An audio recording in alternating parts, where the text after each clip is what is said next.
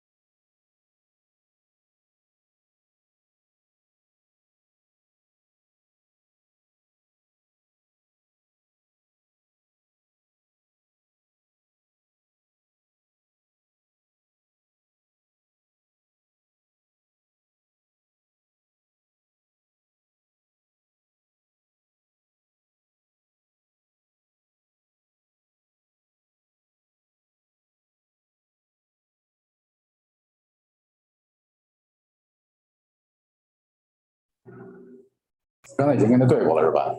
对。啊，右边哪个？第二。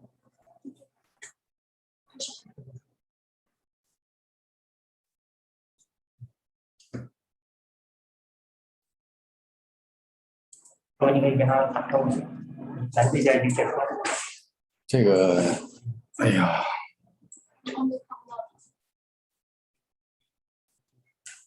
单独写出来。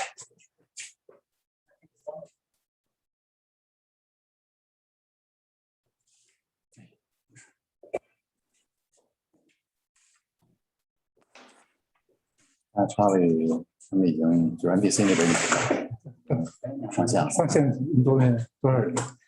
反正现在主要是发言嘉宾基本都已经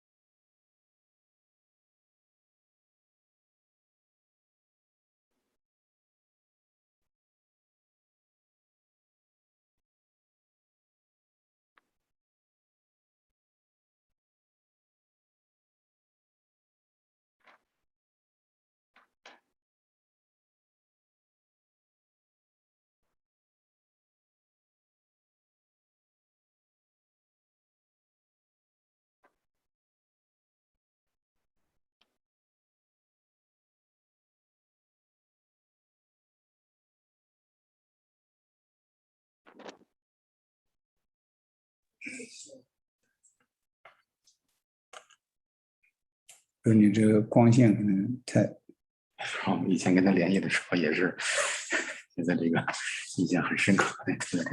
这个不是他长得。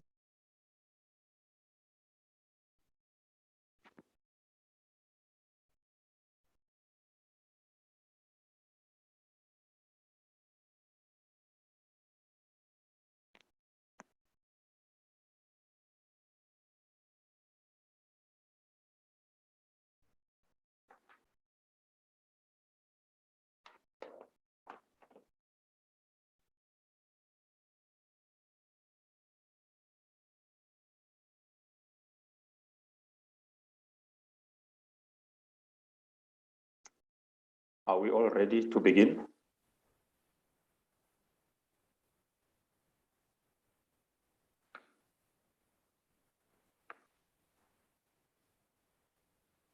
精英一个字。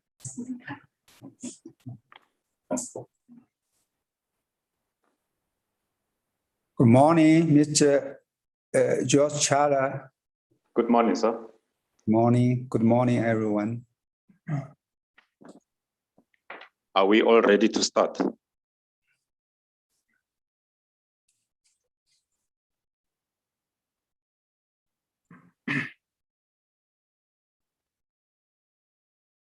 Okay, I think we are all ready to start. Yeah.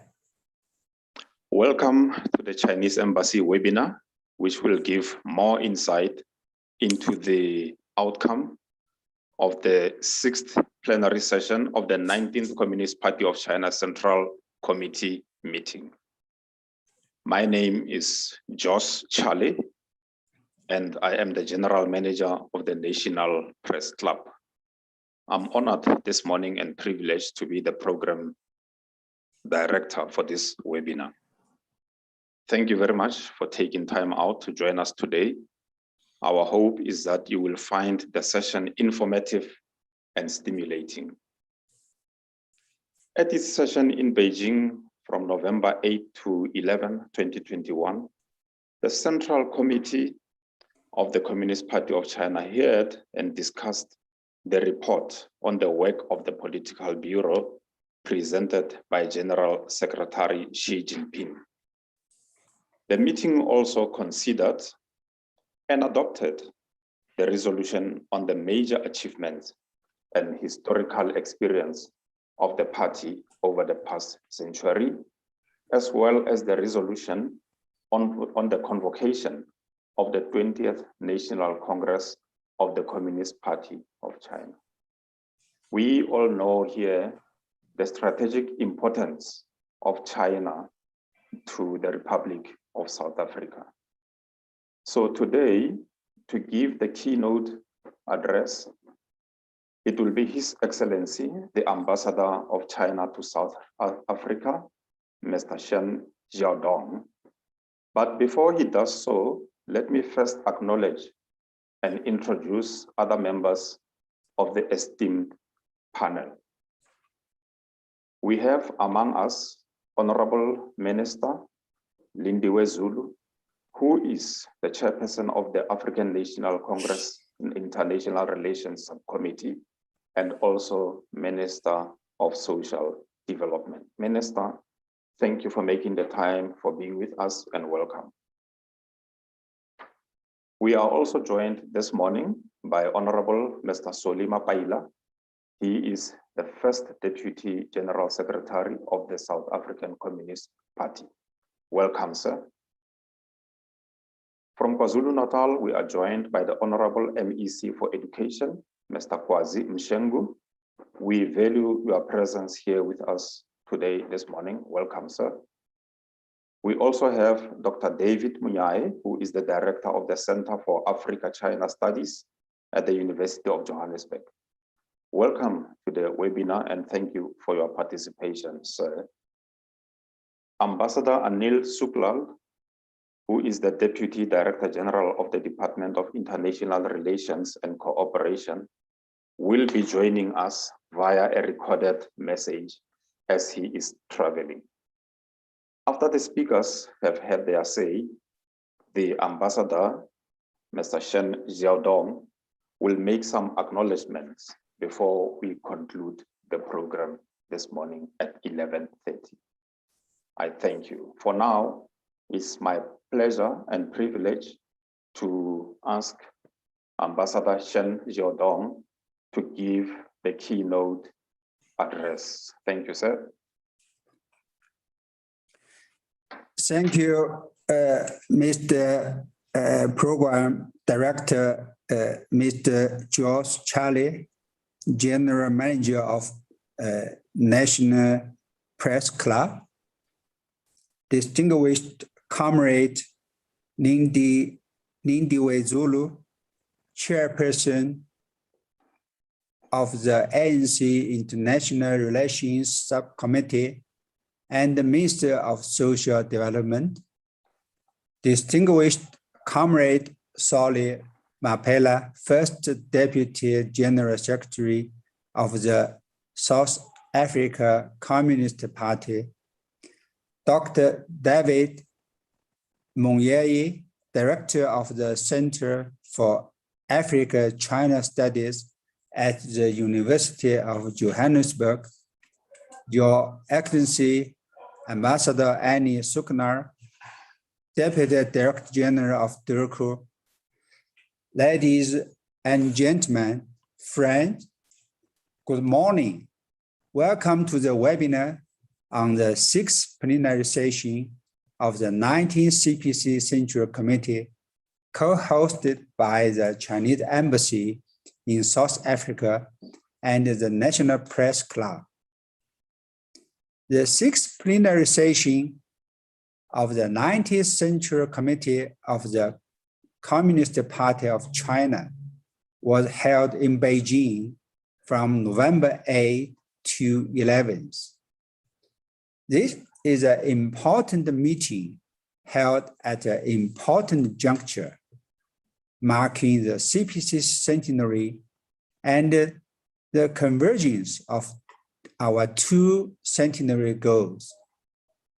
The session comprehensively summarized the major achievement and historic experience of the party century-long struggle.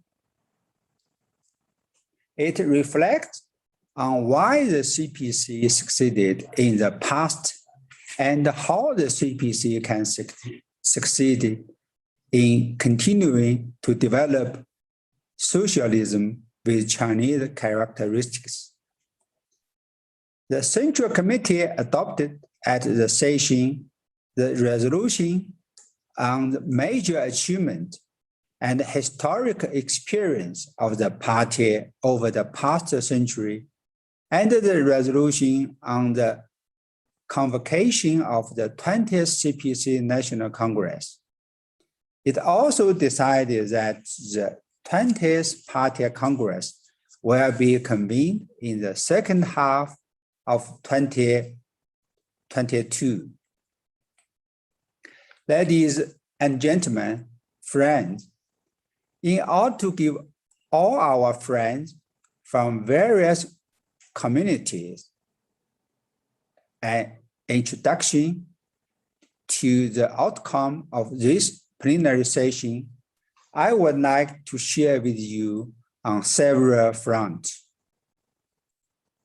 The most important outcome of this session is the adoption of the resolution on the major achievement and the historic experience of the party over the past century. This resolution is the CPC's third historic resolution. In the century-long history of the CPC, the 7th plenary session of the 6th CPC's Central Committee adopted the resolution on certain questions in the history of the CPC in 1945. In 1981, the 6th plenary session of the 11th Central Committee adopted the resolution on certain questions in the history of our party since the founding of the People's Republic of China. Unlike the first two resolutions, this third historical resolution focused on summarizing the major achievement and the historical experience of the party's century-long struggle, as well as socialism with Chinese characteristics.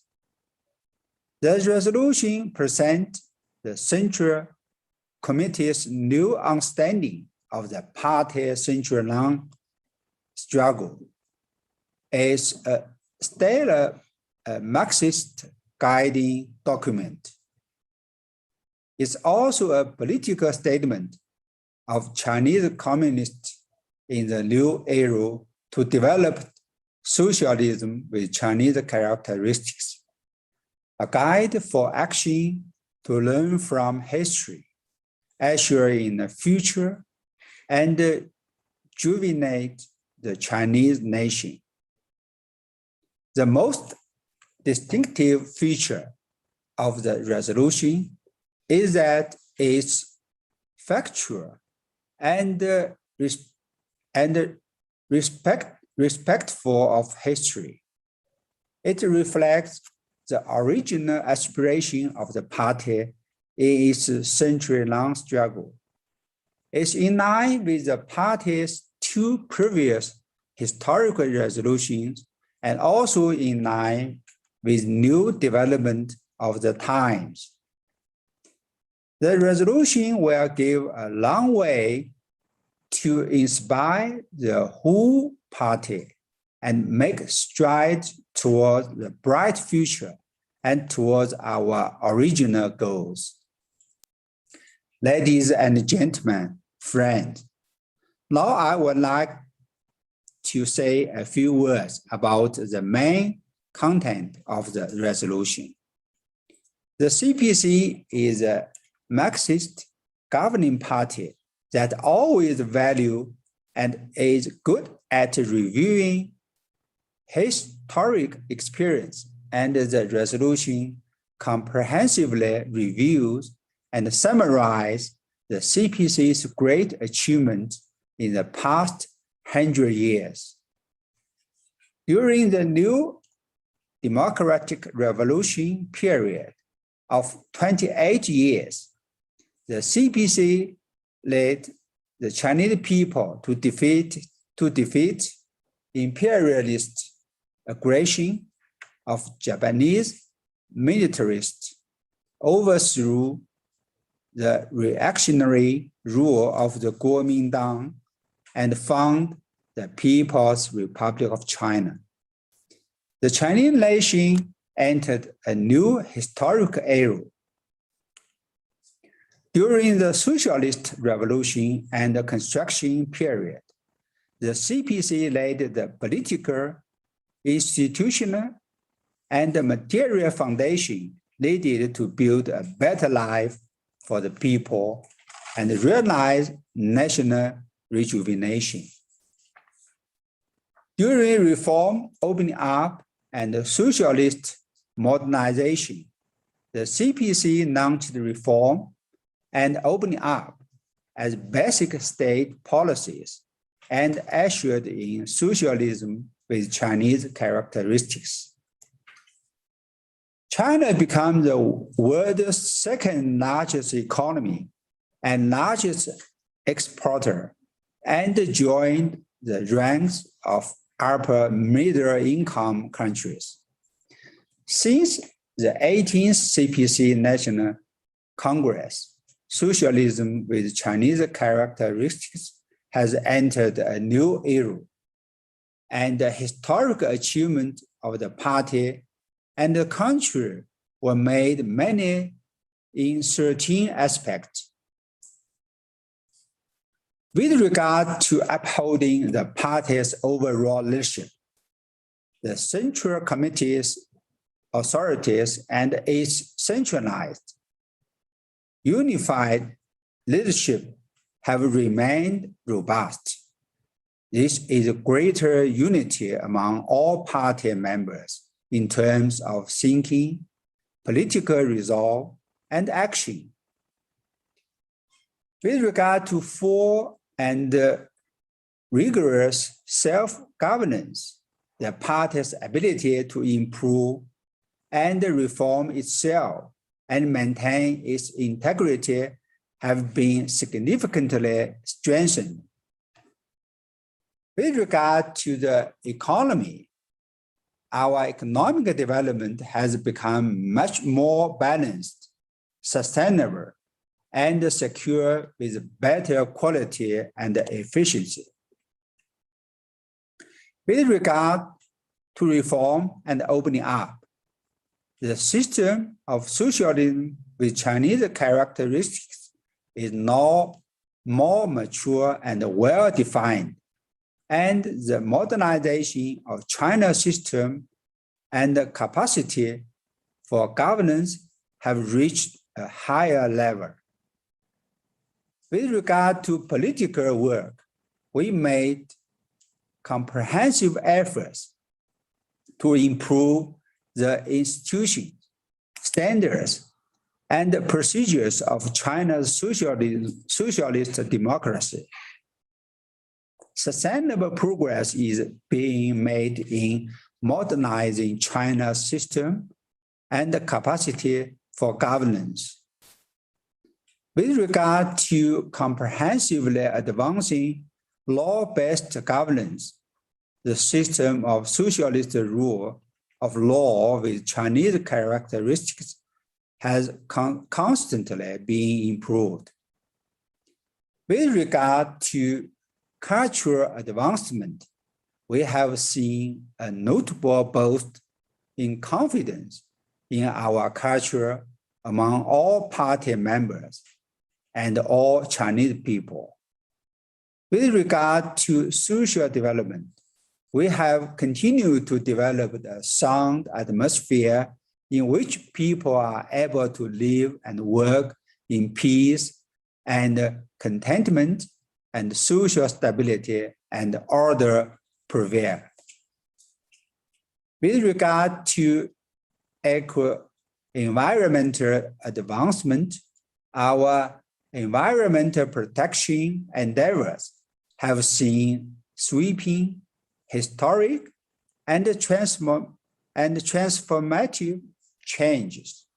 With regard to national defense and the armed force, our people's military have taken concrete action to safeguard our national sovereignty, security, and development interests with an indomitable fighting spirit. With regard to national security, we have enhanced security on all fronts. With regard to upholding the policy of one China, two systems, and promoting national reunification, the principle that Hong Kong and Macau should be governed by patriots has been resolutely implemented. We uphold the one China principle and the 1992 consensus, and we have maintained the initiative and ability to steer cross-strait relations. With regard to foreign affairs, we have advanced major country diplomacy with Chinese characteristics on all fronts. The concept of a human community with a shared future have become a banner leading trend of the times and human progress. Ladies and gentlemen, friends, the CPC in its century-long struggle have important experience on 10 fronts. Uphold the party's leadership. Party leadership is an essential feature of the socialism with Chinese characteristics and the greatest advantage of our system. put the people first. A country is its people, and the people are the country. The CPC always put the people highest on the agenda and draws wisdom and strength from the people.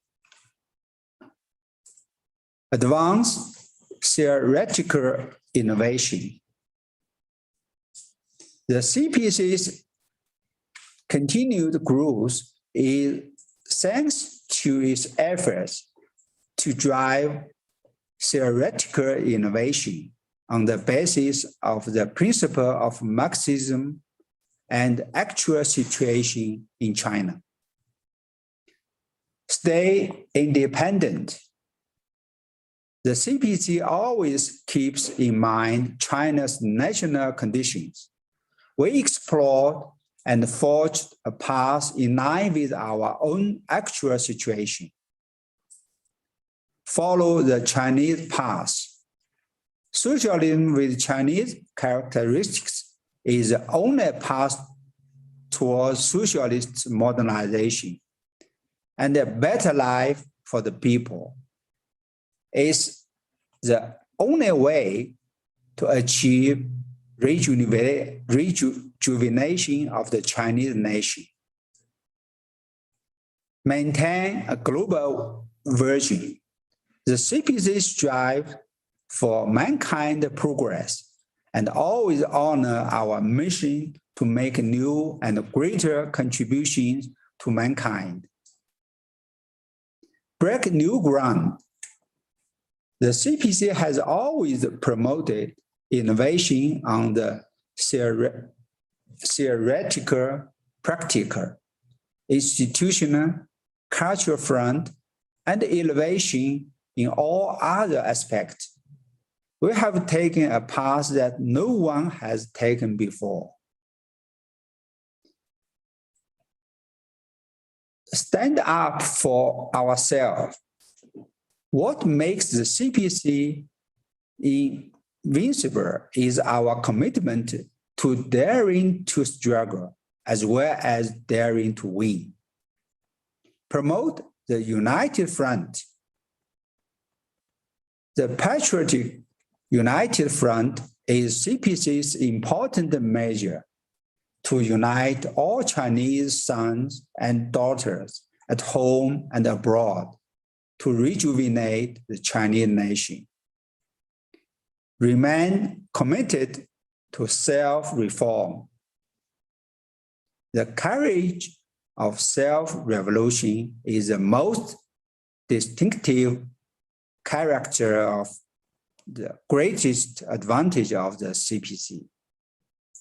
It's a feature that distinguished the CPC among political parties. Ladies and gentlemen, friends, over the past 100 years, the CPC has always been working to deliver our original mission. The party united and lead the people of all ethnic groups in China to paint a magnificent picture in human history. The rejuvenation of the Chinese nation has now shown an unprecedented bright future. The resolution highlights the historic significance of the party's endeavor over the past century on 5 fronts. First, the endeavor have fundamentally transformed the future of the Chinese people, who have been freed from bullying, oppression, and subjugation, and become the master of the country, of society, and of their own fate. The Chinese people are now seeing their aspirations for a better life become a reality. Second, the endeavors have opened up the right path toward the rejuvenation of the Chinese nation. That put China onto a path of industrialization that took developed countries several centuries to finish in only decades. They also have brought about the two miracles of rapid economic growth and enduring social stability. Third, the endeavors have demonstrated the strong vitality of Marxism. In China, Marxism has been fully tested as a scientific truth. Its people-centered and practical nature has been fully implemented, and its open-ended nature and contemporary relevance have been fully demonstrated. Fourth, the endeavor have produced a profound influence on the course of world history. The CPC has led the people in pioneering a uniquely Chinese path to modernization, creating a new model for human advancement and expanding the channels for developing countries to achieve modernization. Fifth, the endeavor have made the party a forerunner of the time.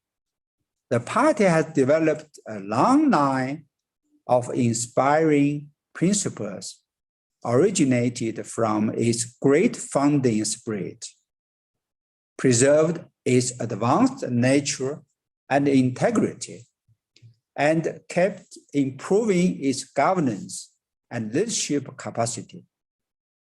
The party has proved to be a great, glorious, and correct party. The significance of five fronts comprehensively profounded and systematically laid out the historical contribution made by the CPC for the Chinese people. The Chinese nation and the building of the Marxist political parties. They are about what happened in China, but they also look to the future of the mankind.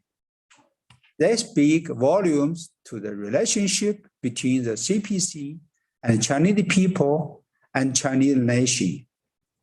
They reflect the relationship between the CPC and the Marxism, world socialism, and the development of the human society. They embody what is important about the CPC's century-long struggle from historic, theoretical, and practical perspectives. Ladies and gentlemen, friends, the most prominent political achievement of the resolution is the two establishment. The resolution states that the party has established Comrade Xi Jinping's core position on the party central committee and in the party as a whole, and established the guiding role of Xi Jinping's thought on socialism with Chinese characteristics for a new era. The two establishments reflect the common will of the party, the armed force, and the Chinese people of all ethnic groups. They represent the core of the time and the history. The two establishments are of decisive significance for advancing the cause of the party and the country in the new era and for national rejuvenation. The leadership core is most crucial to any country or political party. Comrade Mao Zedong, the founding leader of China, once made a great observation. He said, "How many peach does a peach have? There is only one peach. Comrade Deng Xiaoping, the chief architect of the China's reform and opening up, pointed out that a collective leadership must have a core and that no leadership can be relied upon without a core. Facts have proved once and again that the party's source of strength comes from the Central Committee and the whole party having a core of leadership. Without the core of the Central Committee and of the whole party, there can be no centralized authority and unified leadership from the Central Committee.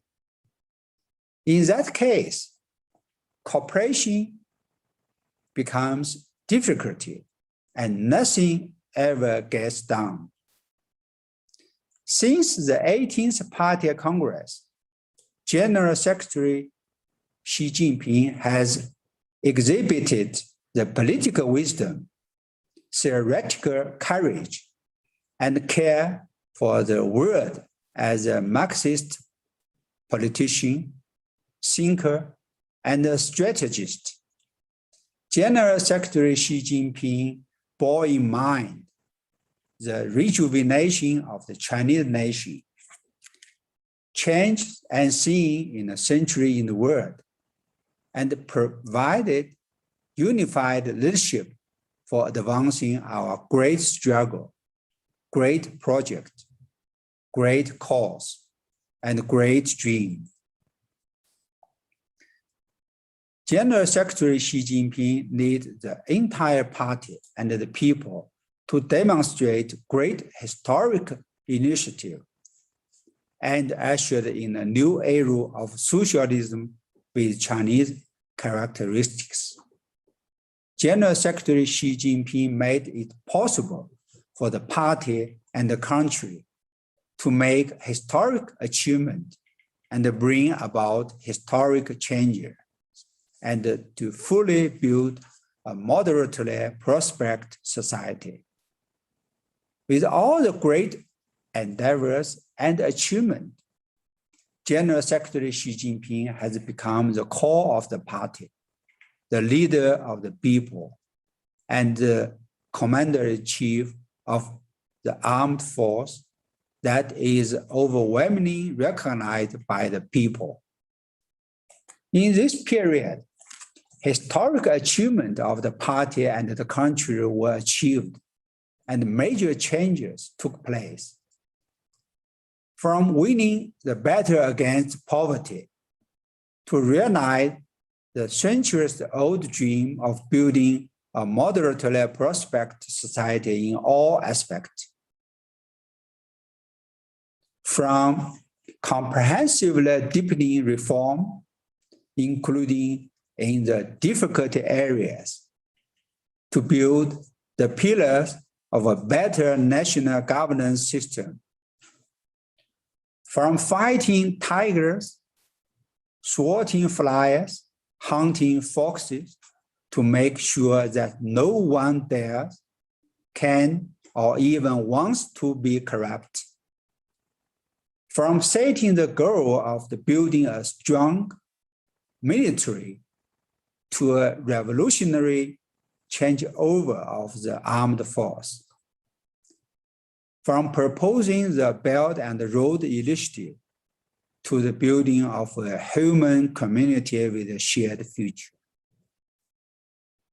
From taking the lead in putting COVID-19 under control to make China the first to resume work and production. These are just to name a few. Throughout this process, General Secretary Xi Jinping has all along been focused on what is practical. He always stands at the forefront. He stands up for what he says and delivers on promise. General Secretary Xi Jinping has demonstrated his strong character and a firm position of serving the people. With sheer force of will, General Secretary Xi Jinping delivers on its commitment to serving the people and the people only.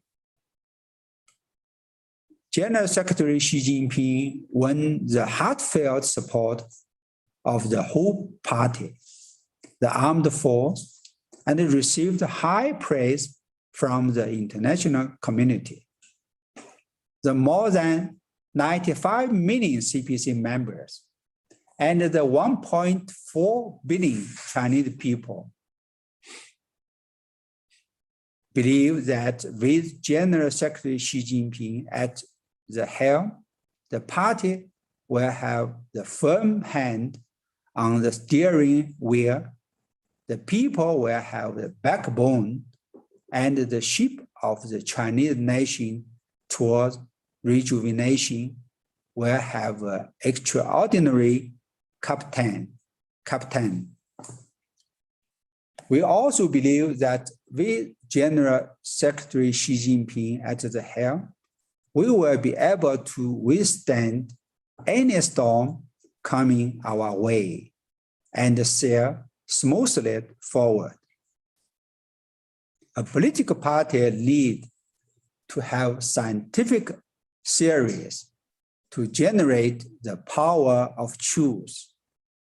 Likewise, a cause needs to be guided by scientific theories to usher in a bright future.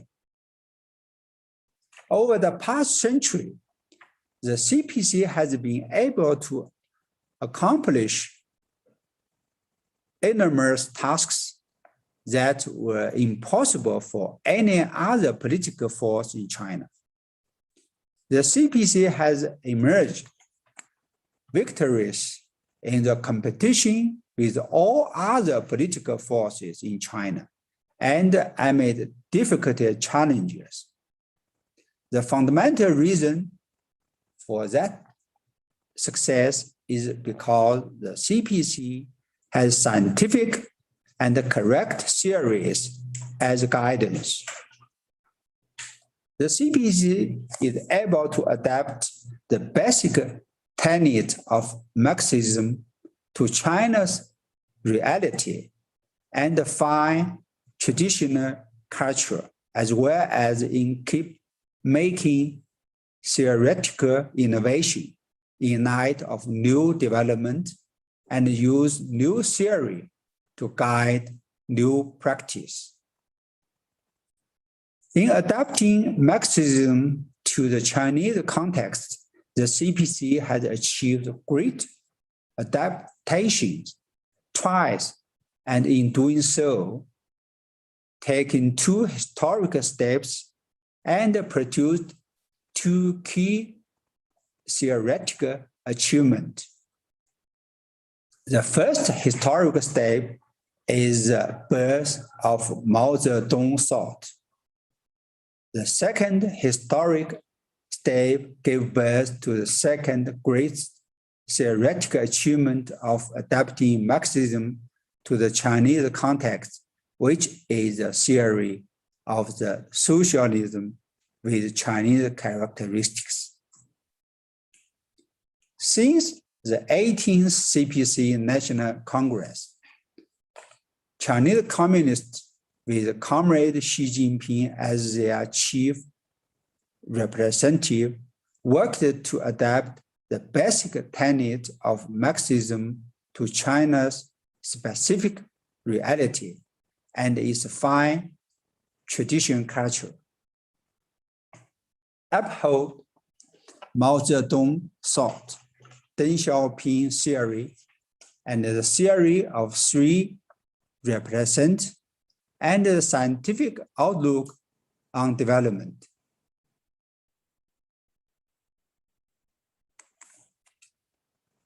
So roughly review and fully applied the historical experience gained since the founding of the party. proceeding from new reality and delivered a historic answer to the major question of our time, which is, what kind of socialism with Chinese characteristics we should uphold and develop in this new era, and how? It was based on all these previous efforts that the Xi Jinping thought on socialism with Chinese characteristics for a new era was established. The core principle of Xi Jinping thought on socialism with Chinese characteristics for a new era is 8 clarifications. It makes the following 8 things clear.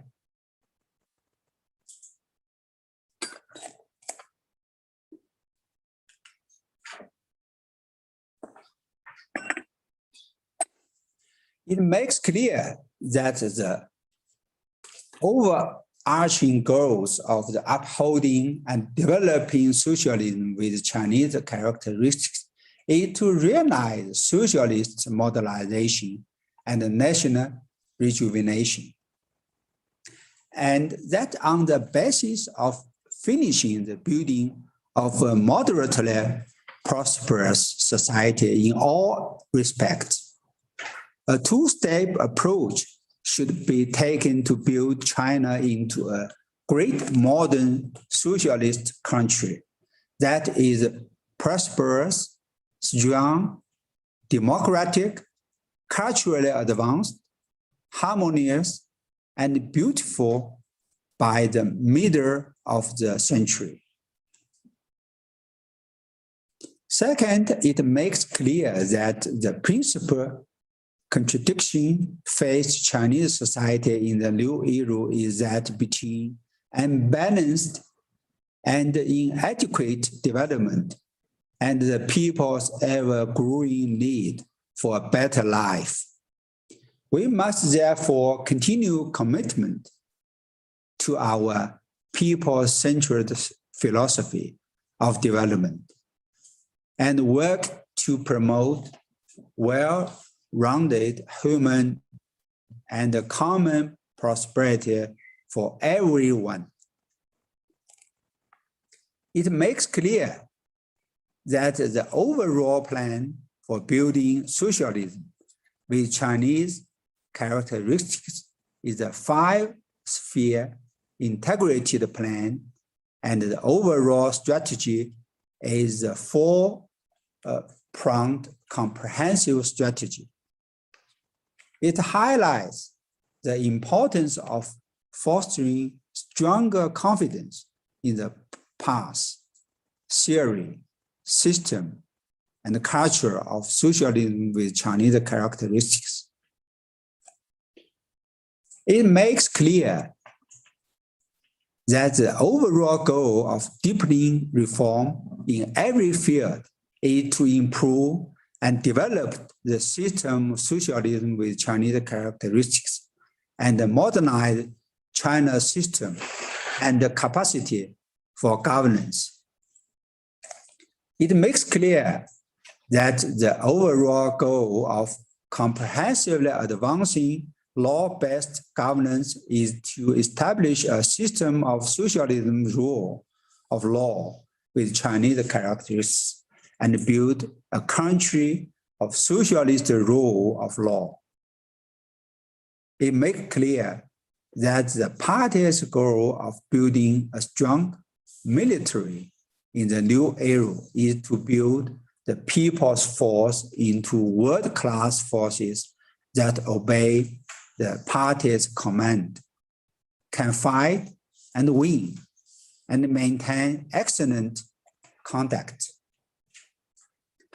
It makes clear that major country diplomacy with Chinese characteristics aimed to foster a new type of international relations and build a community with a shared future for mankind. It makes clear that the defining feature of the socialism with Chinese characteristics is the leadership of the Communist Party of China.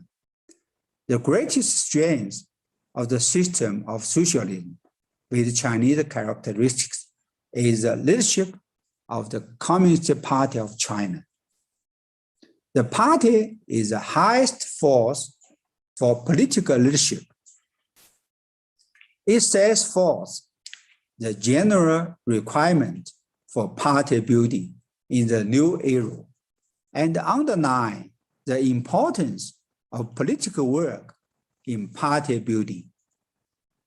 The 8 clarifications not only gave the scientific review over a series of basic issues on developing socialism with Chinese characteristics in the new era, but also form a systematic, complete, and logical scientific theoretical system. They fully reflect how Marxism has developed in China in the 21st century. The most fundamental requirement for practicing Xi Jinping's thought on socialism with Chinese characteristics for new era are the 14 commitments. They included to ensure party leadership over all work, commit to a people-centered approach, continue to comprehensively deepen reform, adopt a new vision for development, see that the people run the country, ensure every dimension of governance is law-based, uphold core socialist values, ensure and improve living standards through development, ensure harmony between human and nature, pursue a holistic approach to national security, uphold absolute party leadership over the people's armed force, uphold the principle of one China, two systems, and promoting national reunification, promote the building of a community with a shared future for mankind, and to exercise full and rigorous governance over the party. As a fundamental guidelines for upholding and developing socialism with Chinese characteristics in the new era, the 14 commitments provide top-level guidance for various important areas and indicate the goals, paths, and measures needed for developing socialism with Chinese characteristics in the new era. Xi Jinping's thought on socialism with Chinese characteristics for a new era is aimed at delivering happiness to the people, rejuvenation for the nation, and harmony to the whole world. Xi Jinping's thought on socialism with Chinese characteristics for a new era demonstrate the power of the truth for China and for the whole world. With the guidance of Xi Jinping's thought on socialism with Chinese characteristics for a new era established, the CPC will be able to keep to right direction and break waves while working to achieving rejuvenation of the Chinese nation and addressing changes unseen in the century. This way, the party will always be able to observe the laws of development, to make plans, and address risks and challenges with well-informed decisions, and need all Chinese people to open up a bright future towards rejuvenation. Ladies and gentlemen, friends, let me also use this opportunity to say a few words about Xi Jinping's thought on diplomacy. It's an integral part of Xi Jinping's thought on socialism with Chinese characteristics for a new era. It's an adaptation of Marxism to the current Chinese foreign policy context in the 21st century. Since the 18th Party Congress, General Secretary Xi Jinping has personally led the magnificent practice of great diplomacy with Chinese characteristics in the new era. General Secretary Xi Jinping put forward a series of groundbreaking new ideas and initiatives in diplomacy, such as the Belt and Road Initiative, to foster a new type of international relations and to build a human community with a shared future. General Secretary Xi Jinping actively advocates China's vision on the international order, global governance, global security, development, ecological preservation, civilization, and on the common value of humanity. It was thanks to these efforts that Xi Jinping's thought on diplomacy has become the fundamental guideline for China's foreign policy in the new era. The essential of Xi Jinping's thought on diplomacy can also be summarized into 10 commitments. They represent efforts to uphold the centralized and unified leadership of the party in foreign affairs under the authority of the Central Committee. Advance major country diplomacy with Chinese characteristics with the mission of achieving rejuvenation of the Chinese nation. Promote the building of a community with a shared future for mankind with the purpose of safeguarding world peace and promoting common development. Enhance strategic confidence with socialism with Chinese characteristics as a foundation. Promote global partnership based on mutual respect and cooperation.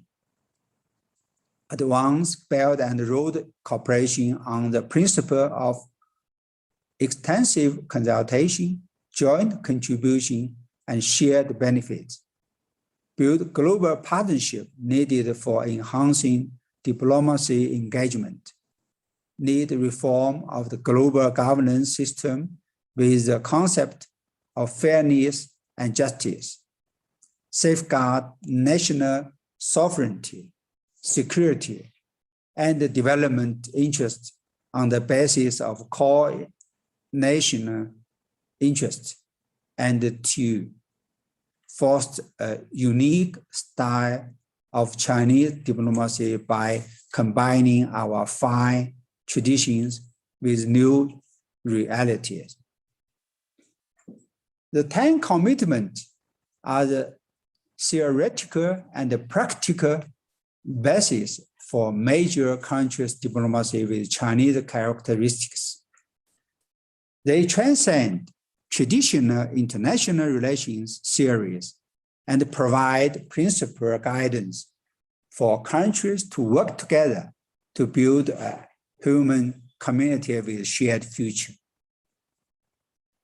Under the guidance of Xi Jinping's thought on diplomacy, China has held high the banner of peace, development, and win-win cooperation, promoted and improved an all-around multi-level and three-dimensional diplomatic posture, and actively developed partnership globally. China prioritized the greater good over our own interest and follows the principle of sincerity, real result, amity, and good faith as we strengthen solidarity and cooperation with the majority of the developing countries, including Africa. Our global cooperation mechanism have covered virtually all countries. China actively participates in the development and reform of the global governance system. We uphold the international system with United Nations as its core, an international order based on international law, and the basic norm of international relations based on the purpose of and the principles of the UN Charter. We protect and practice real multilateralism and resolutely oppose unilateralism, protectionism, hegemony, and power politics.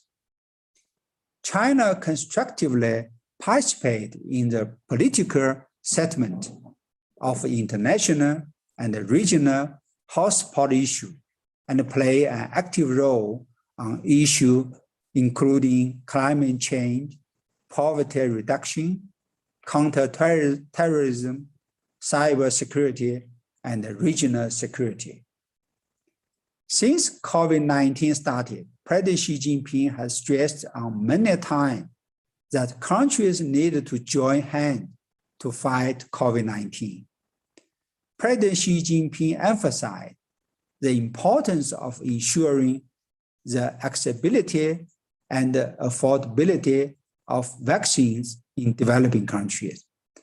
President Xi Jinping put forward initiatives including the Global Development Initiative to help revive the world economy and steer global development towards more balanced coordination and inclusion. This idea speaks volume to the idea for global harmony embedded in Xi Jinping's thought on diplomacy. President Xi Jinping's proposal take into account the development of both China and the world, as well as the interests of the Chinese people and all human beings. The efforts on those fronts stand at the forefront of our times. They represent the voice of the majority of the international community and contribute to Chinese wisdom and solutions to solving the world problem. It's believed that after this introduction, all our friends will have a general idea about plenary session and especially the two establishments stressed by the resolution. Ladies and gentlemen, friends, China and South Africa have a long history of friendship. Our relationship have been continually refined in the struggle against imperialism, colonialism, and racism, and improved in the process of building solidarity and cooperation, as well as in advancing mutual benefit and common development. Our bilateral relations achieved a major leap forward from partnership, strategic partnership, to comprehensive strategic partnership, bringing tangible benefits to our two peoples. Under the joint leadership of the generations of leaders of our two countries, especially President Xi Jinping and President Ramaphosa, mutual political trust between our two countries have been deepened. Practical cooperation has continued to expand. People-to-people cooperation has been colorful, and international collaboration has become closer. China-South Africa relations have long gone beyond bilateral spheres and have set a fine example for China-Africa relations, South-South cooperation, and cooperation among emerging market countries is now having important strategic significance and global impact. One of the most important reasons why China-South Africa cooperation keeps moving forward is that the CPC, the ANC, and the SSEP, all as participants in national governance, have all along strengthened experience sharing in the governance of our parties and countries, and that we have always valued mutual learning. Next year, the CPC will convene its 20th Congress. The ANC will have its 55th Congress, and the SSCP will hold the 15th National Congress. Standing at a new historic starting point, the CPC is ready to work with the ANC, the SSCP, and the South Africa people to grow together for common prosperity. We are ready to work with all, to exchange with and to learn from each other, to explore a development path that is in line with our respective national conditions, and to build a closer China-South Africa community with a shared future in the new era. Last but not least, I thank all our participants and friends for hearing my remarks with patience. I wish today's event a great success, and I look forward to hearing the insights of all of you. I thank you all.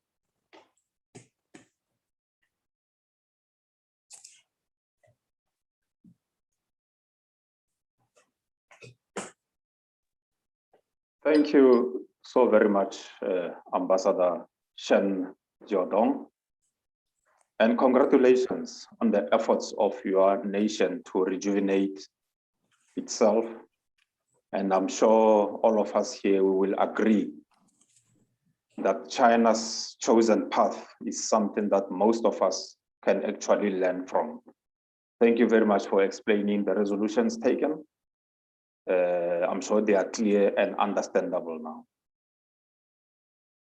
Colleagues joining us from various places, please note that due to some of the connectivity issues that we might have from time to time with modern technology, some of the participants have experienced challenges joining us. However, we move on with the program. You will follow me as I go. I am now going to ask Honorable Minister Lindiwe Zulu, who is the Minister of Social Development, but also, most relevantly, she is leading the ANC's International Relations Subcommittee. Madam, please take over. Thank you. Thank you very much, Program Director. I would just like to apologize that I am a bit under the weather. So if my voice is not very clear, it's because of the flu that I have. Ambassador of the People's Republic of China to the Republic of South Africa, Ambassador Shen Jiodong. Thank you very much, Ambassador, for the reflective and very directive speech that you presented to us, including the resolutions and the path that China is taking. Thank you very much for that lecture. National Assembly House Chairperson responsible for Committee and Oversight, Honorable Cedric Froelich. I'm not sure if he's here because I know that caucus is taking place and at the moment, maybe he's in absentia. First Deputy Secretary of the South African Communist Party, Comrade Soli Mapaila. Thank you very much, Comrade Soli. Good to see you again. Deputy Director General of the Department of International Relations and Cooperations, Ambassador Anil Suklal. I saw him in the beginning. I'm hoping that he is here. A member of the Executive Council for Education in KwaZulu-Natal Province, Honorable Kwazim Shengu. All comrades who are on the platform. Director of the Center for Africa-China Studies at the University of Johannesburg, Dr. David Monyaye. Such a pleasure to see you. I haven't seen you for so long. COVID is really unfair to us, but thanks that we are here today. Program Director and General Manager of the National Press Club, Mr. George Charles. Ladies and gentlemen, comrades, on behalf of the African National Congress-led government, a very good South African summer morning to you all. We are truly honored to be invited to reflect on the 6th plenary session of the 19th Chinese Communist Party Central Committee that was held in Beijing from the 8th to the 11th of November 2021. Indeed, the past century has been the greatest achievement amongst humanity's historical experience for the Chinese Communist Party. Accordingly, and pursuant of developing a common human community with a shared future wherein we together lead human progress in our respective regions, as well as turning profound global challenges and crises into opportunities. The African National Congress, our government, and our people are recommitting themselves to the principled historic relations that they are having with the Chinese Communist Party, the People's Republic of China, and the Chinese society.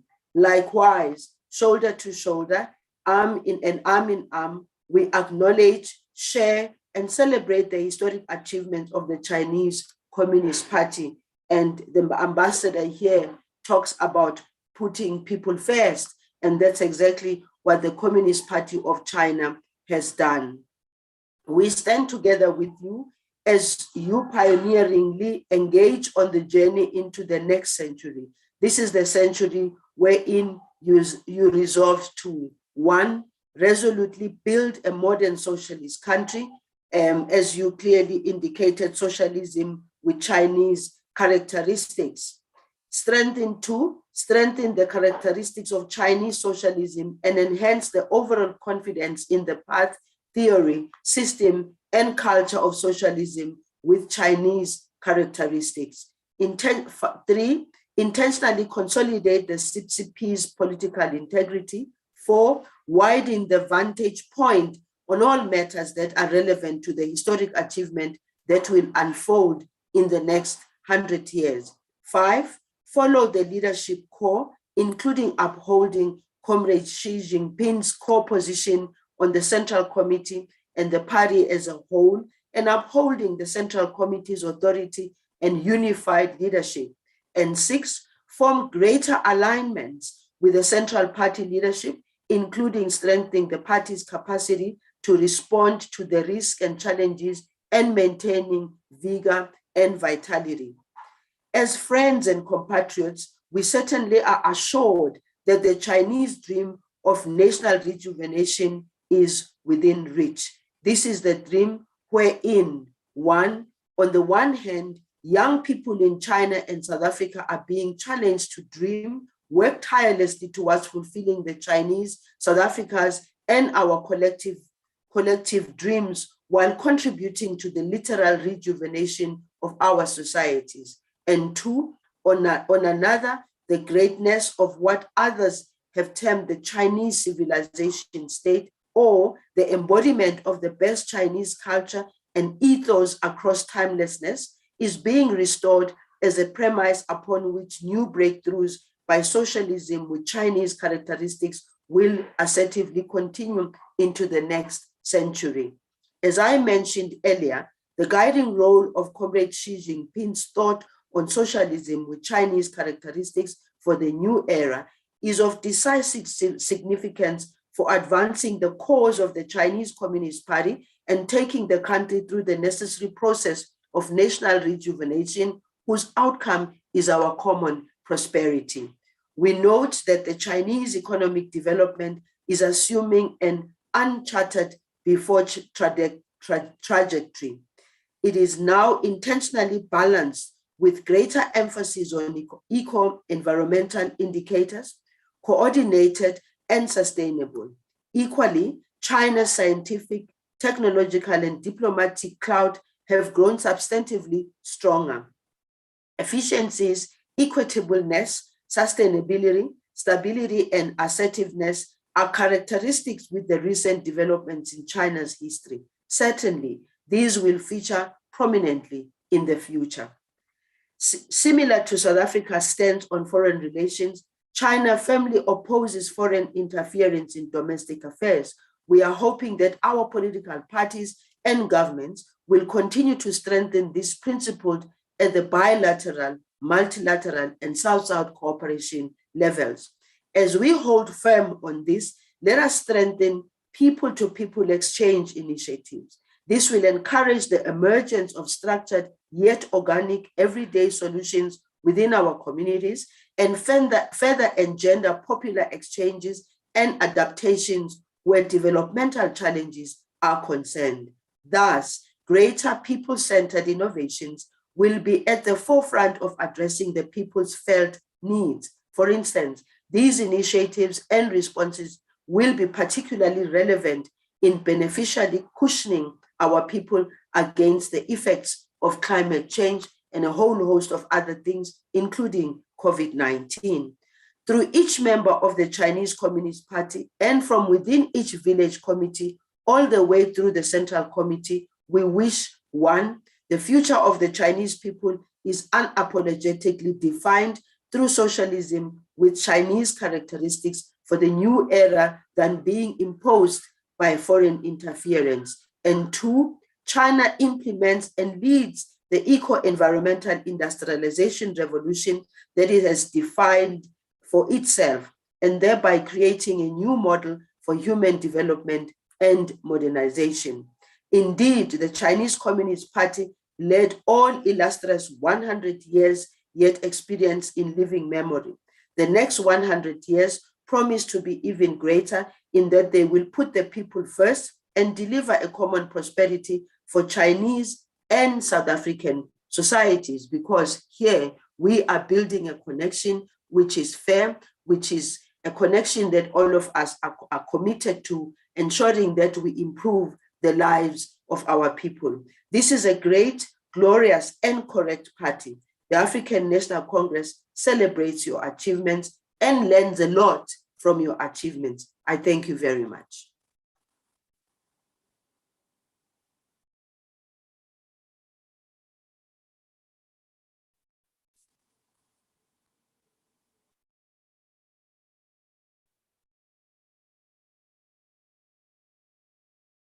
Thank you very much, Minister Zulu, for your response. In spite of the fact that you are a bit under the weather, we wish you speedy recovery. Nothing can be worse than having flu this time of the year when it is so hot. I hope that you do recover quickly and get on with your duties. Thank you for your response to what the ambassador had to say. And now we move on, colleagues, with our program. May I now call upon the First Deputy General Secretary of the SACP, Mr. Soli Mapaila. Sir, now it is your time. Thank you very much.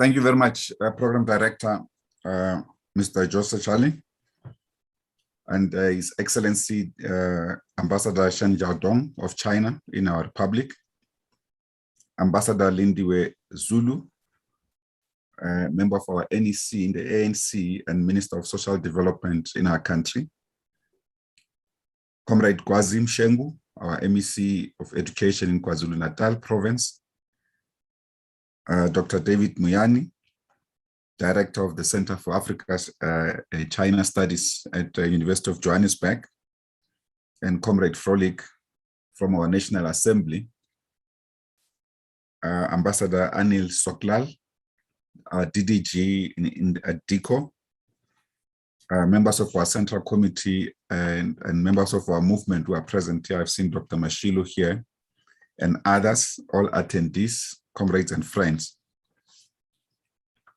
First and foremost, Comrade Ambassador, I wish to convey the SSCP revolutionary greetings to the Chinese Communists and all the people of China, because this year had marked an important century in the history of the world's revolutionary movement for freedom and against feudalism and colonialism, semi-colonialism, imperialism, and capitalist exploitation.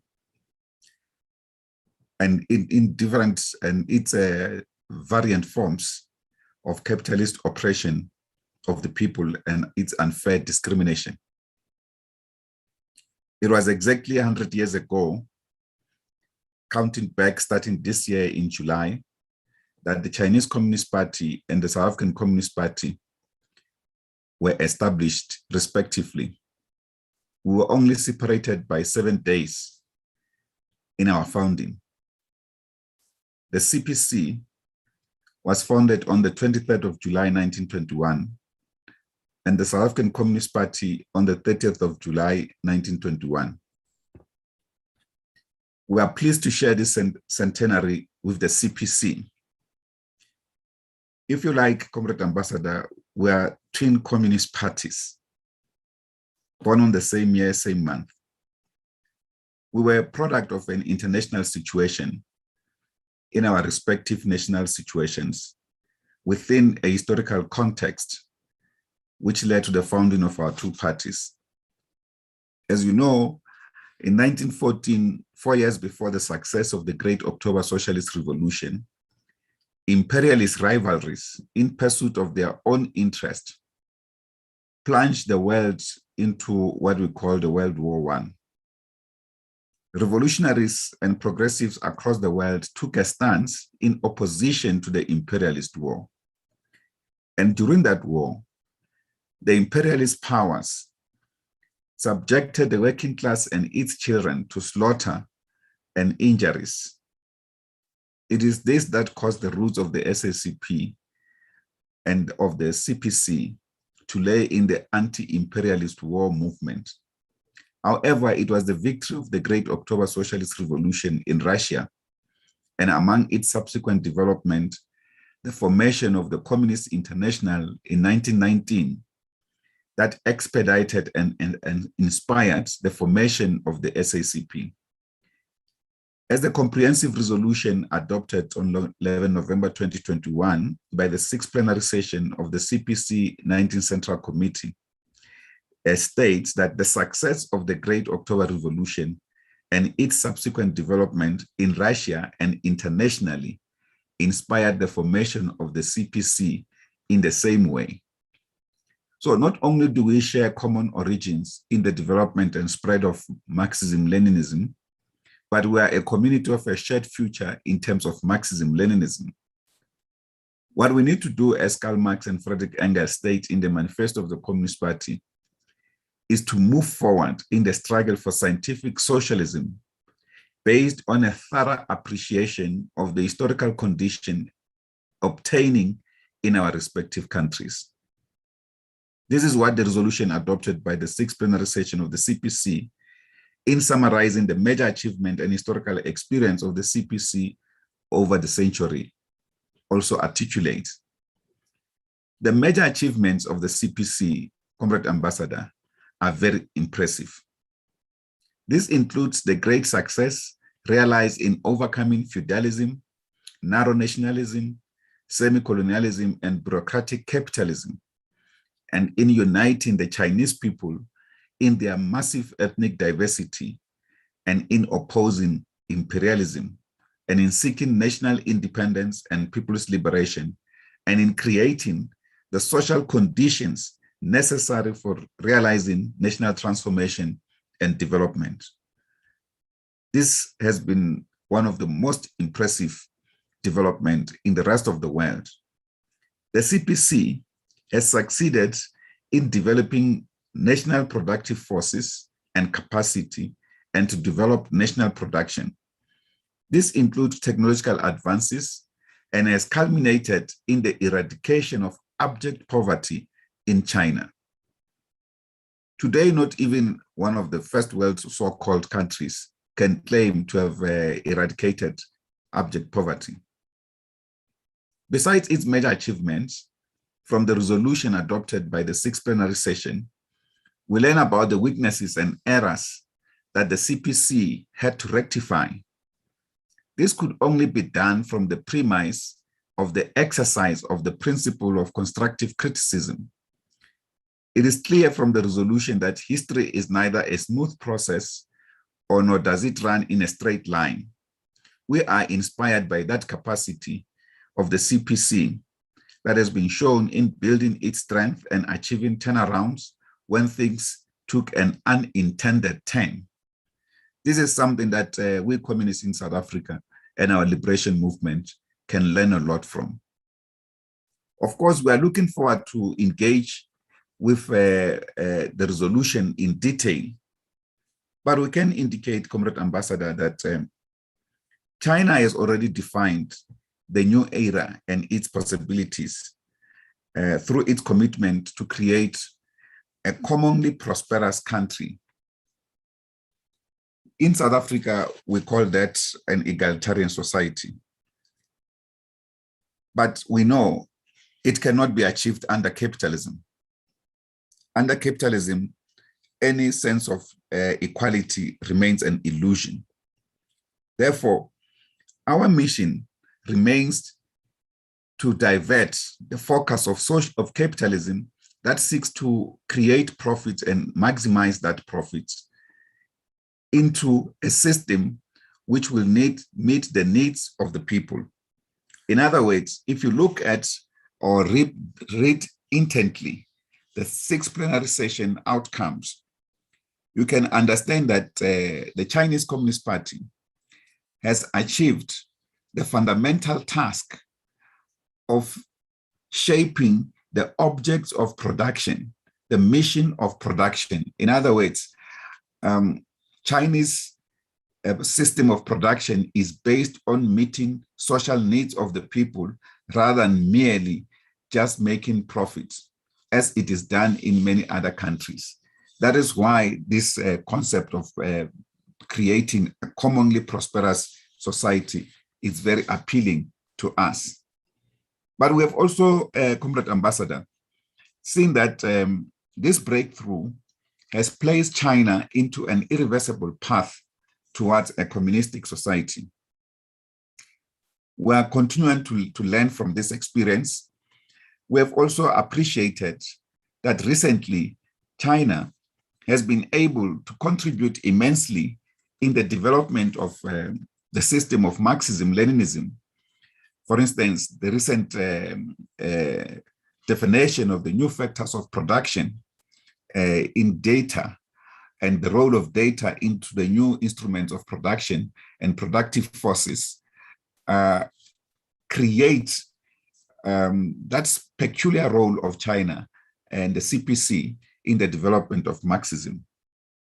In this regard, we appreciate that you are not stagnant as a country, and that has been elaborated in many of the services that we have spoken about, whether it's through the 3 represents or the Mao Zedong thought, as well as building socialism with Chinese characteristics in the new era, as exposed through the doctrine of Comrade Xi Jinping. But Comrade Ambassador, let me just reflect briefly on the current international situation as it relates to China. The SACP first remains committed to one China policy, upon which our support for the full reunification of China is anchored.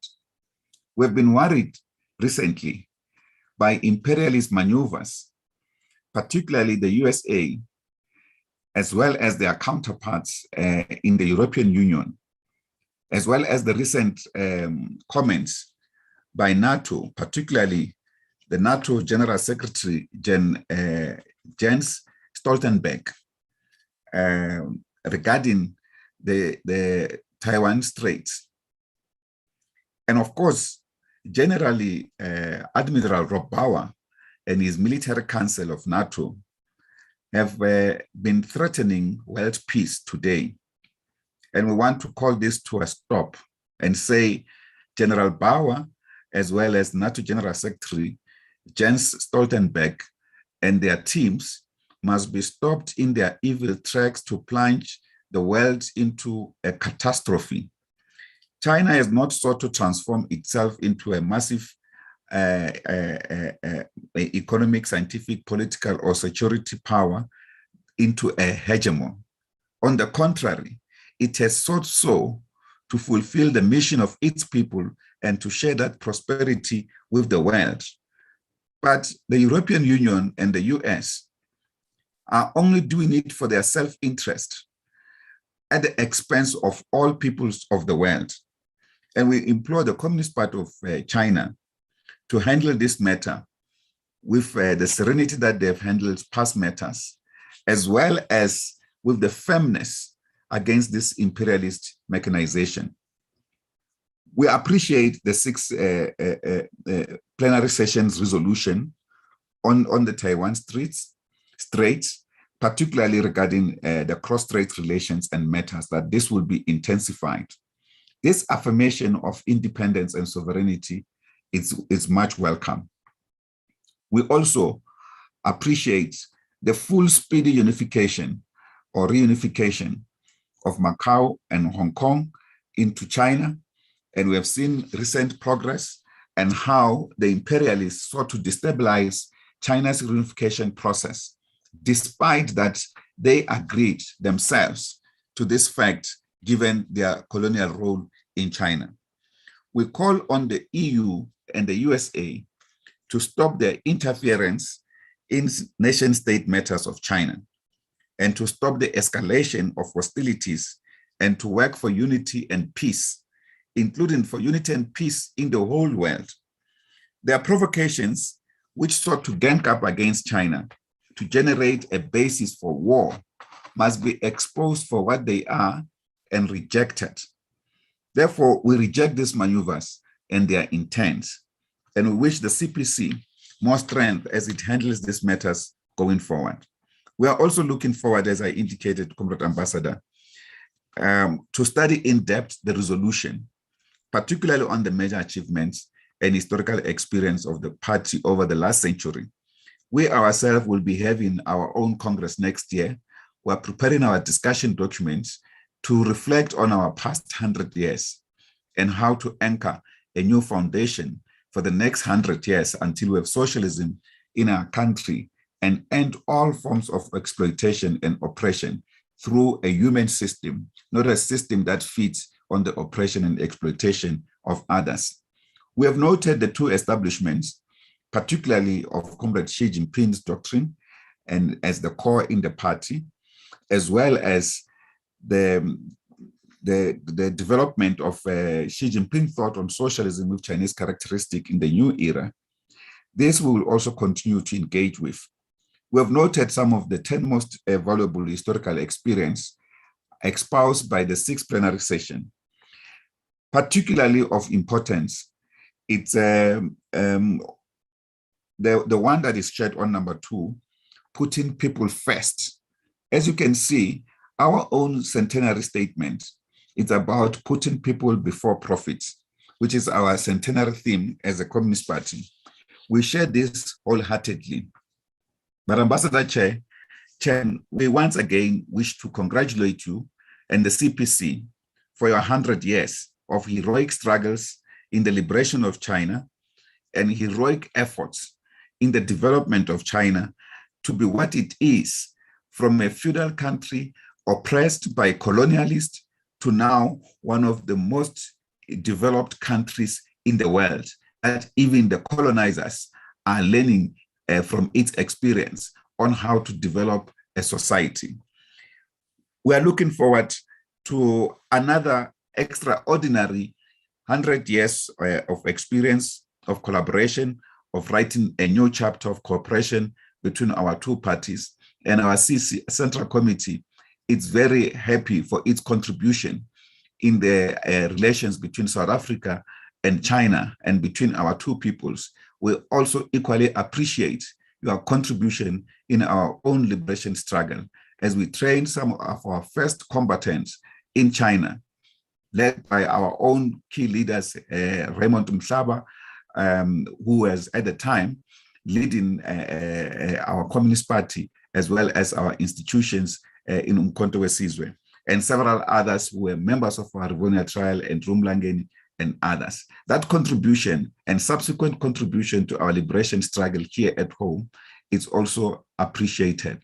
And we wish you well in the next 100 years and appreciate the way in which the 6th plenary session prepared itself to the 20th Congress of the CPC. Thank you very much, Comrade Ambassador and Chairman Josh Charlie. Long live China, long live CPC. Amandla.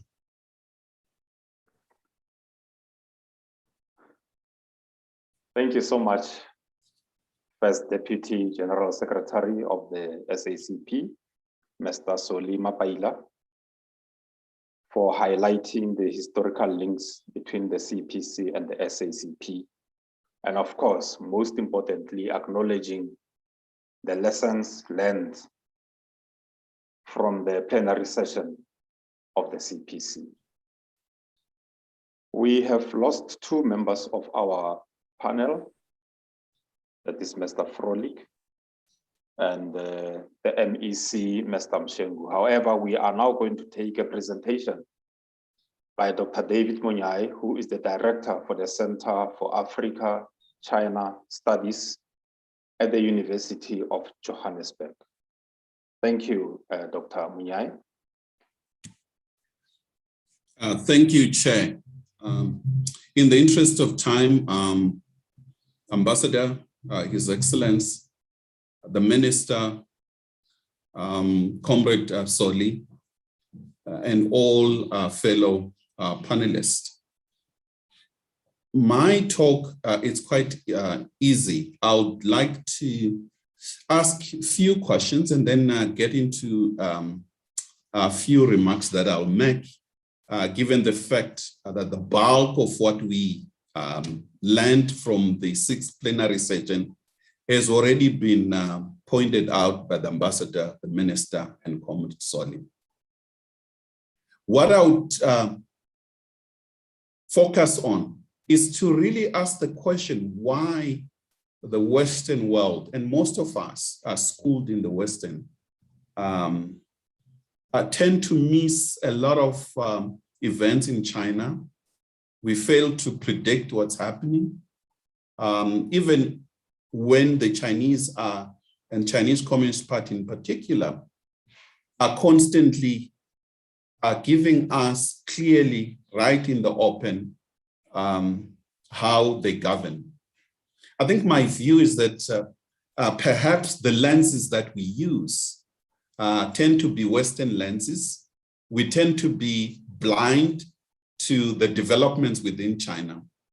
And with that, let me just go straight into a very simple presentation. As an outsider, I'm looking into the China Communist Party, looking at what I call the triple resolution.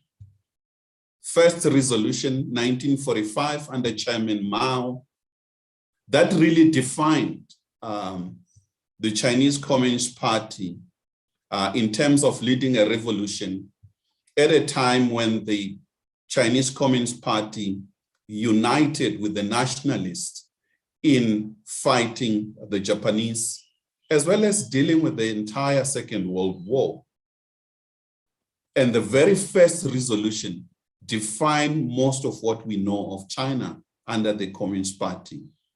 That in 1949, with the founding of the Republic under Chairman Mao, we had a lot of interaction with China, particularly the African continent, We met 1955 in Bandung, and our wishes and Chinese wishes and the entire Asia were more or less the same and remain the same, centered around how to deal with inequality, imperialism, colonialism, the lack of knowledge, skill transfer, unfair distribution of global power, particularly within United Nations Security Council, where up to now in 2021, Africa does not have a representation, and quite a number of other countries in Latin America and Asia.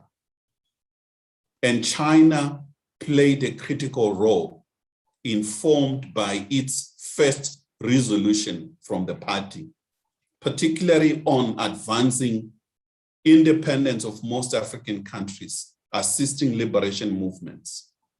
And the entire 1945 to 1981, China played a critical role, defined by the very first resolution, a critical resolution that we must learn before we try to understand where China is going, or to understand the dynamics within China itself.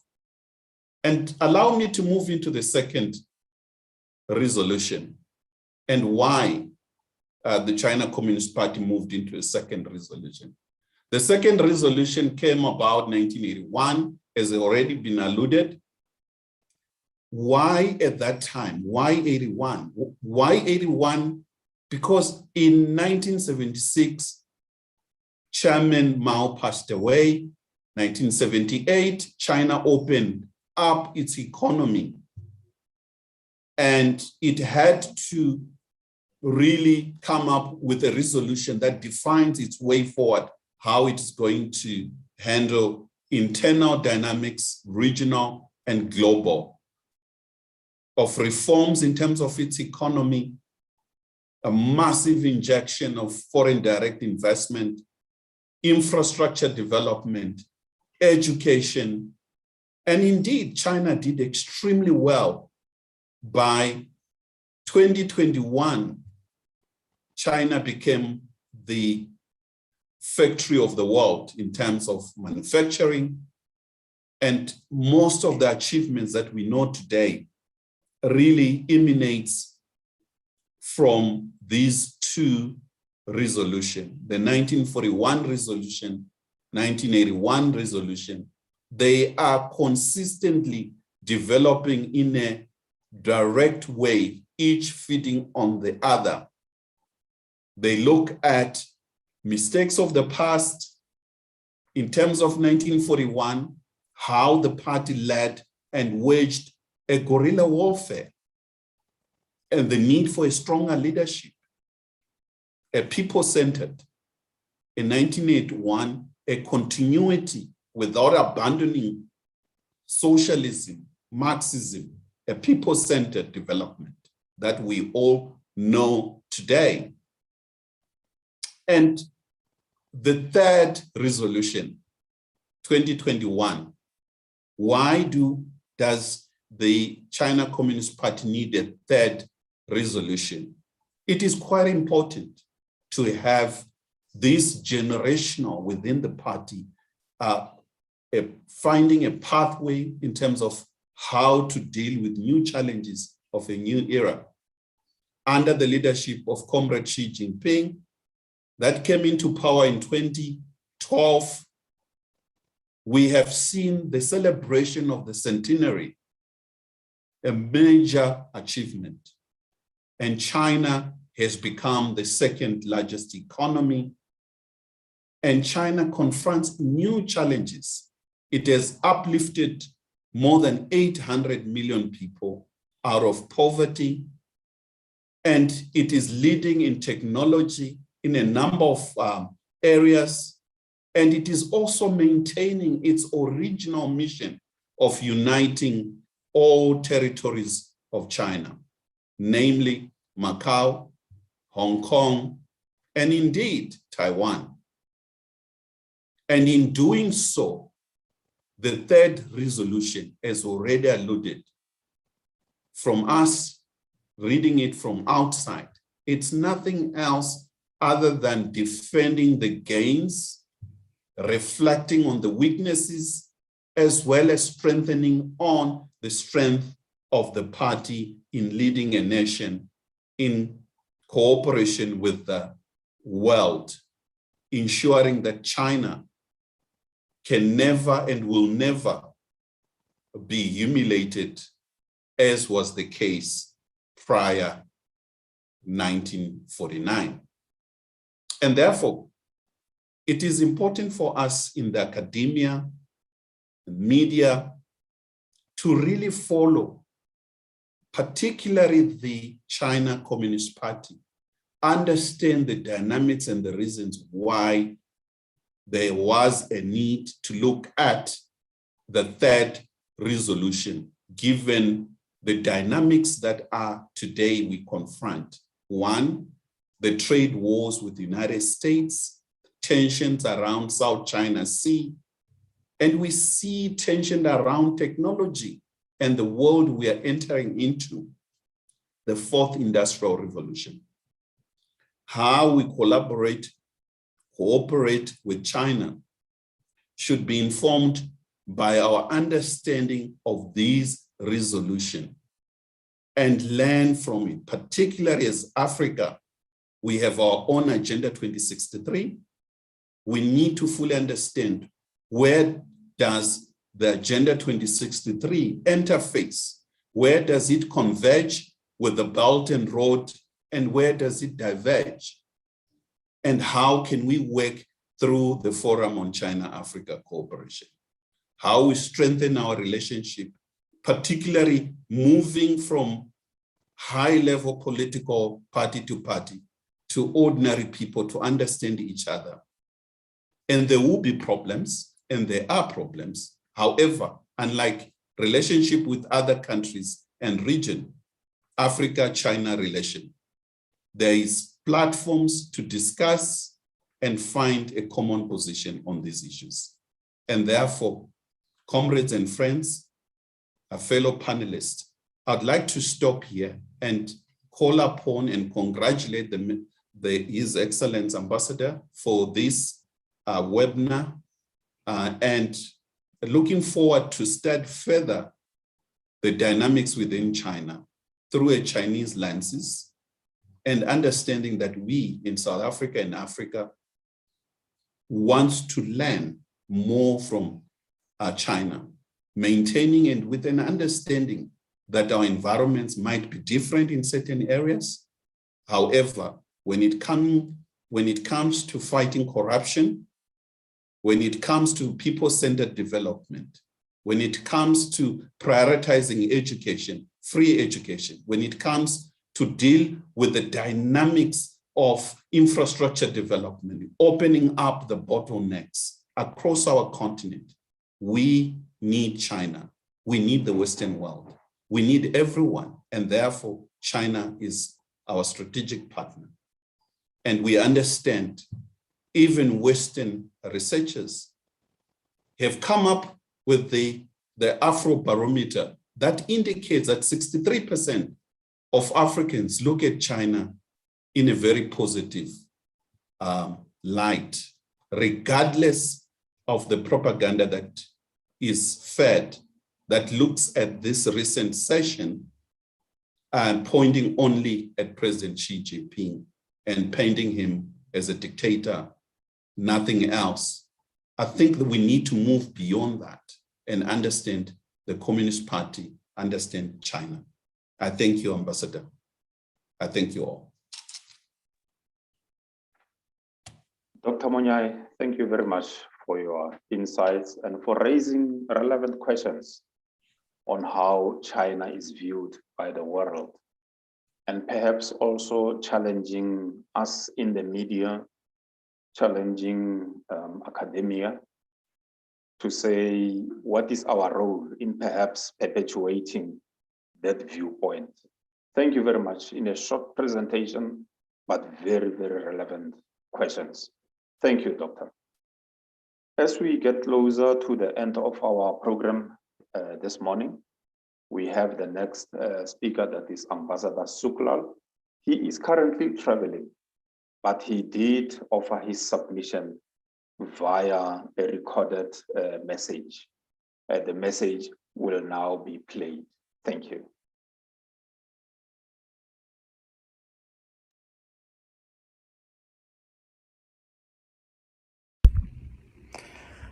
China, good evening. China has just concluded the 6th Plenary session of the 19th Central Committee of the Communist Party. It was a very historical meeting in the sense that a historical resolution was adopted during this very important meeting.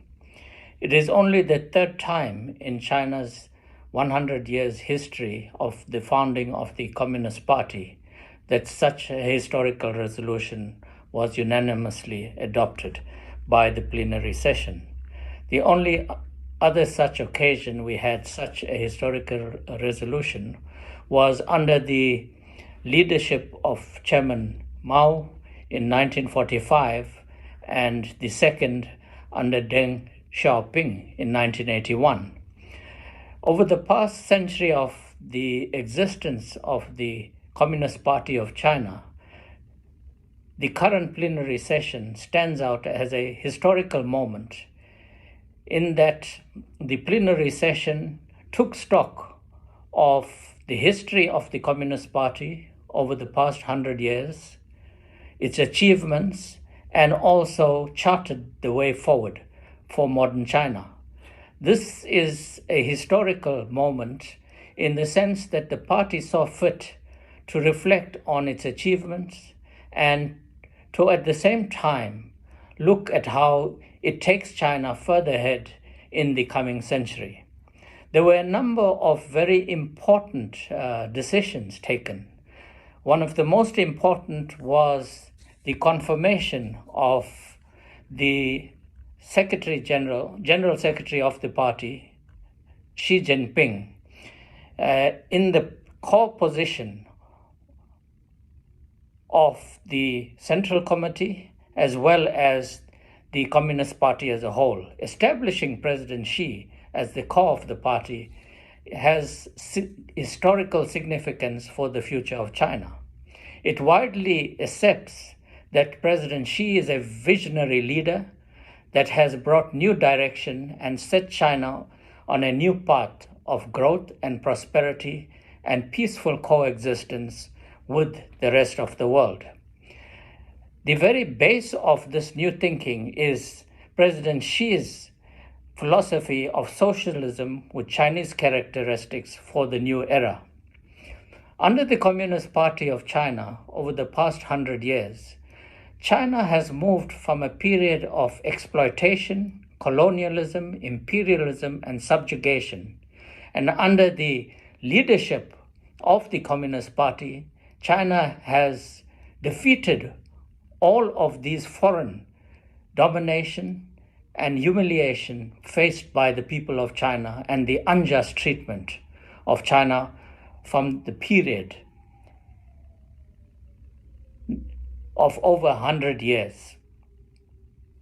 Today you have a modern China based on the sacrifices made by the leaders of the Communist Party and by the people of China that has established an independent, free China that has reintegrated all of the occupied territories as part of the modern People's Republic of China, including reincorporating Hong Kong and Macau, and also establishing the principle of one China and two systems. China continues to ensure there is national reintegration and to ensure that the territory of Taiwan, which we as South Africa regard as an integral part of mainland China, is reintegrated into the People's Republic of China as a united, integrated one China. China has moved from underdevelopment, poverty, to one of the most prosperous countries under the core leadership of the Communist Party.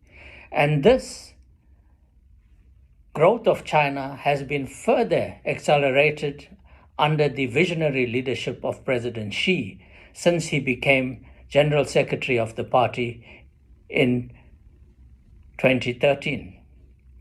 We have seen China establish itself as one of the leading nations of the world today and one of the most responsible and collaborative global partners.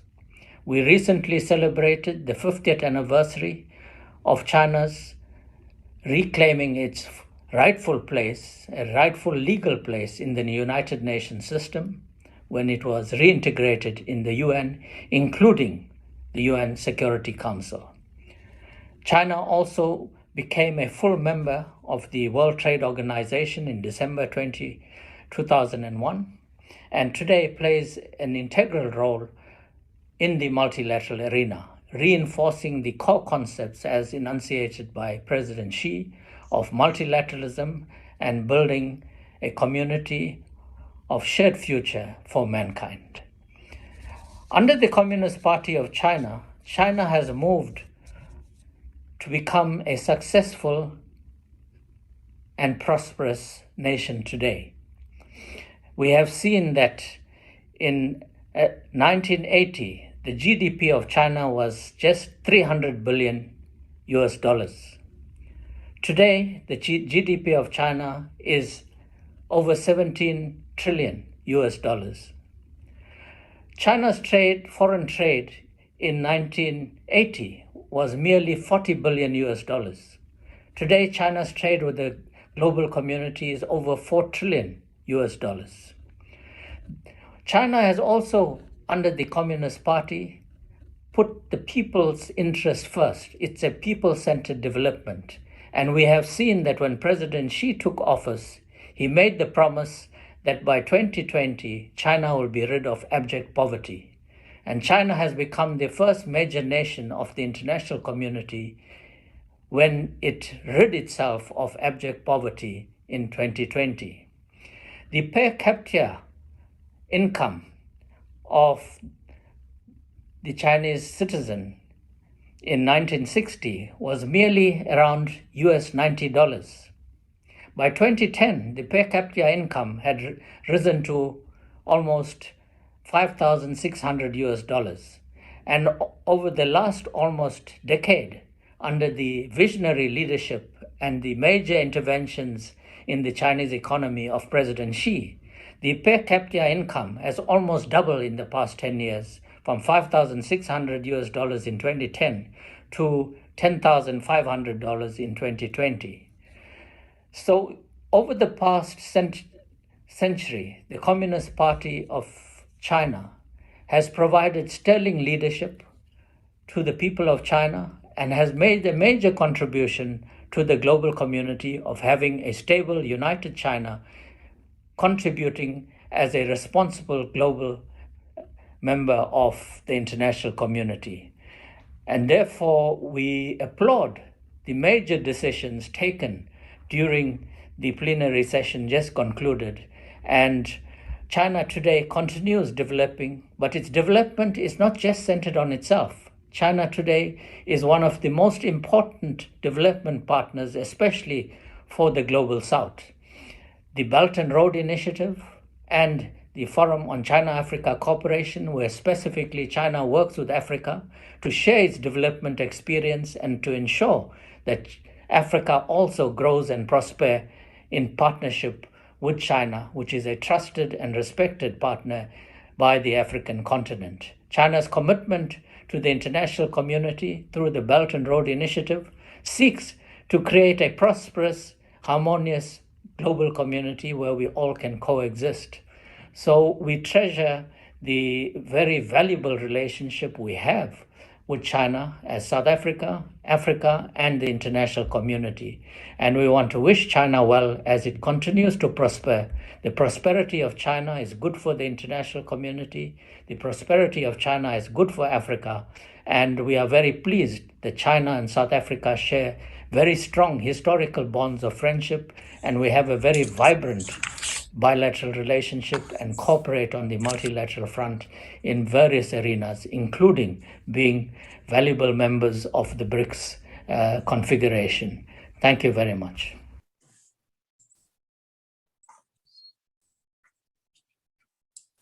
We thank Ambassador Suklal, and we thank the recording that he made to make sure that he participates in this conversation this morning.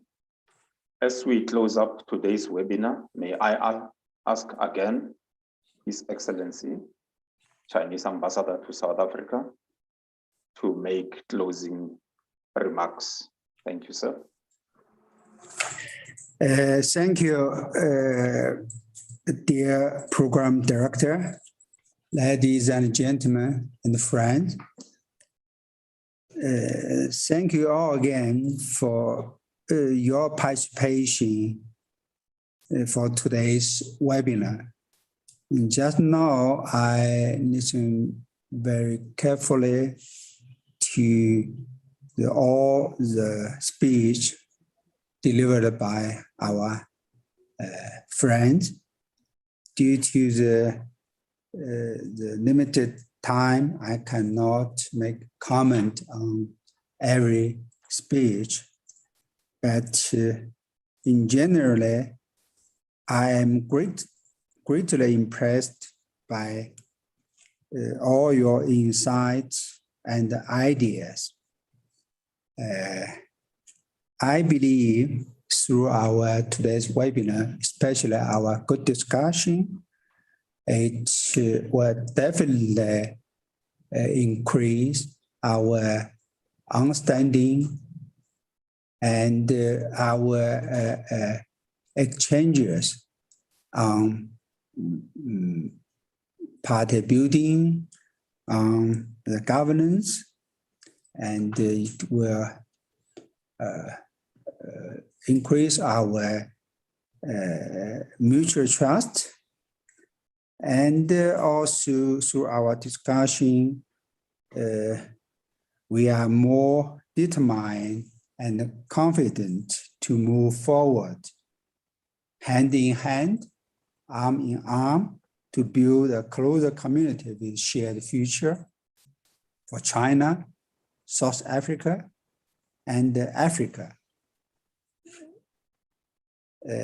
Friends, ladies and gentlemen, with your good participation, the webinar achieved a complete success. So once again, thank you all. And I look forward to having more discussion and exchanges with you in the future. We'll have a good day. Thank you. Thank you very much. Thank you very much, Ambassador.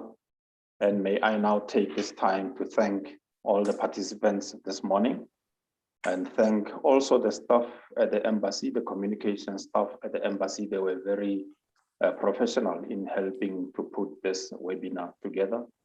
And I also thank my colleagues at the GCIS, our friends in the media, and everyone else who managed to connect this morning. This brings us to the close of this webinar. May I now wish everybody a good day and good luck in all your endeavors. Thank you very much for joining us this morning, and goodbye. Thank you. Thank you all.